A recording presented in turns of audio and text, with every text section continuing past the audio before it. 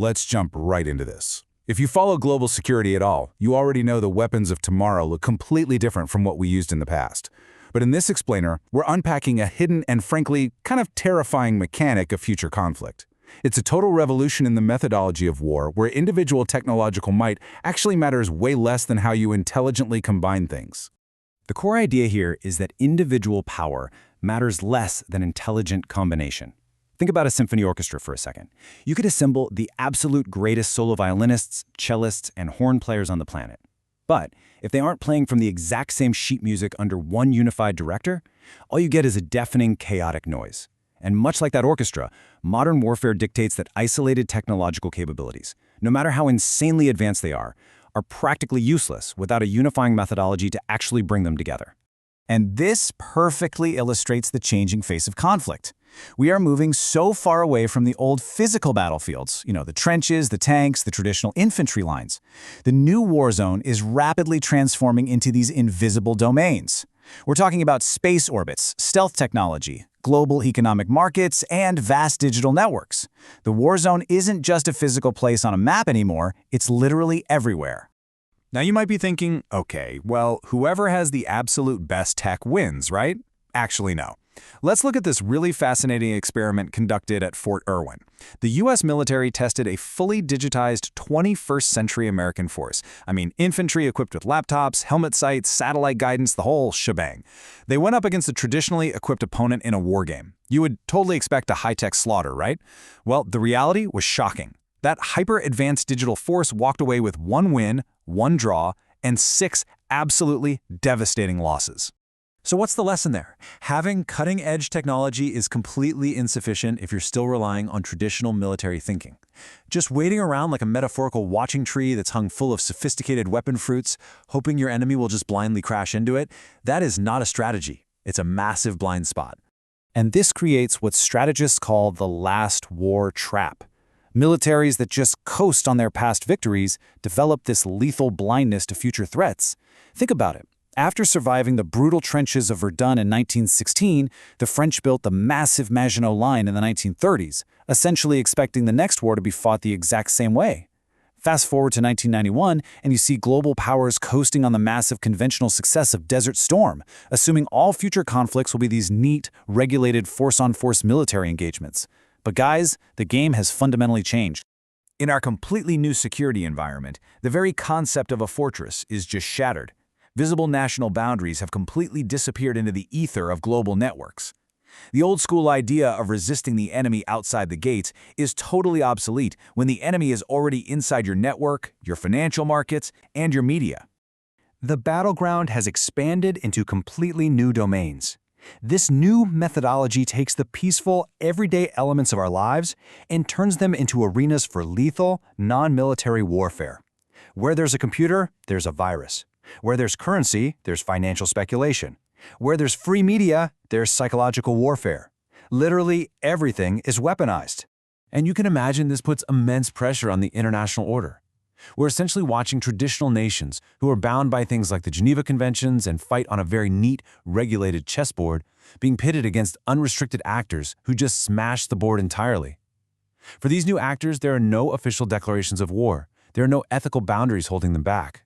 The sources actually identify several of these unseen antagonists. These are the ultimate rule breakers. We're talking about everything from early hackers releasing the Morris worm back in 1988 to paralyze military networks, to global financial speculators manipulating markets to shake entire international economies, even modern terrorist organizations exploiting the loopholes of free economics and global media.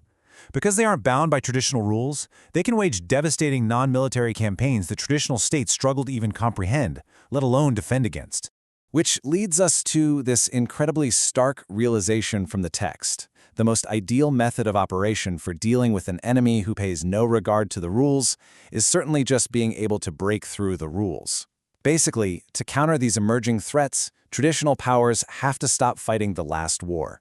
They must adopt a radically new methodology that transcends conventional military limits and, frankly, embraces breaking the rules.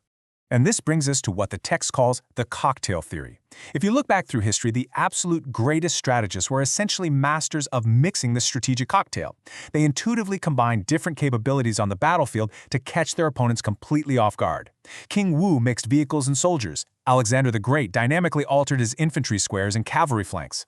Napoleon brilliantly combined artillery firepower with cavalry maneuverability. And General Schwarzkopf in the Gulf War? He didn't just use troops, he combined allied forces, global media, and economic blockades into one massive iron fist.